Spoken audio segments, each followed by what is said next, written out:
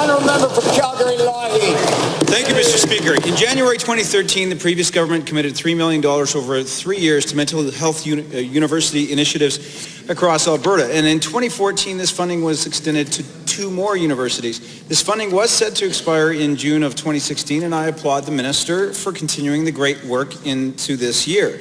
However, we've heard from students and post-secondary institutional leaders that they're concerned about long-term funding. So to the minister, when will we see renewed multi-year commitment to post-secondary mental health initiatives? Minister of Advanced Education. Well, thank you, Mr. Speaker, and I'm glad to talk about the supports that our government is going to provide for students' mental health programs on campuses.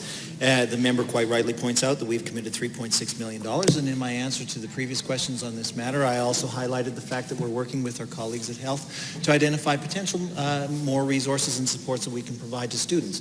What won't help students, Mr. Speaker, is cutting $600 million from the budget of advanced education like the members opposite are proposing to do in their draft budget.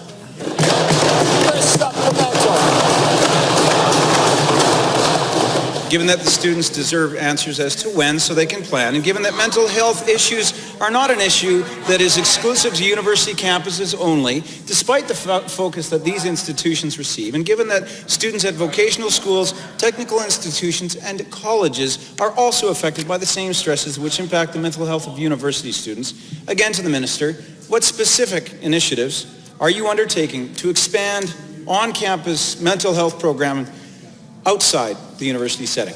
Honourable Minister.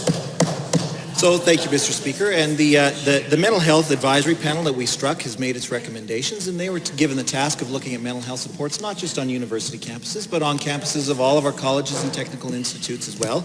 And I look forward to reviewing those recommendations and implementing them. Again, Mr. Speaker, I think the member opposite should, when he's speaking to students, should tell them where the $600 million that they want to cut from advanced education budget will have on mental health supports that are already existing.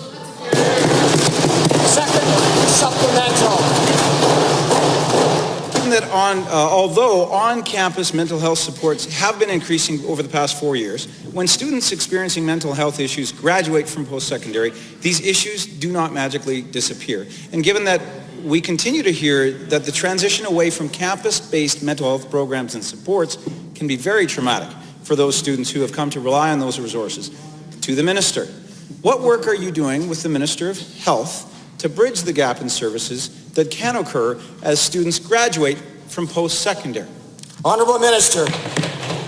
Well, thank you, Mr. Speaker. And of course, the member raises an important issue with transitioning from the post-secondary world into the world of work. Our government is committed to supporting students in all of the aspects, all of the difficulties that they face in making transition, including supports for mental health. As I told the member in my previous answer, the Mental Health Advisory Panel has submitted its recommendations to the department. We are reviewing those, and in full course, we will review those and implement them.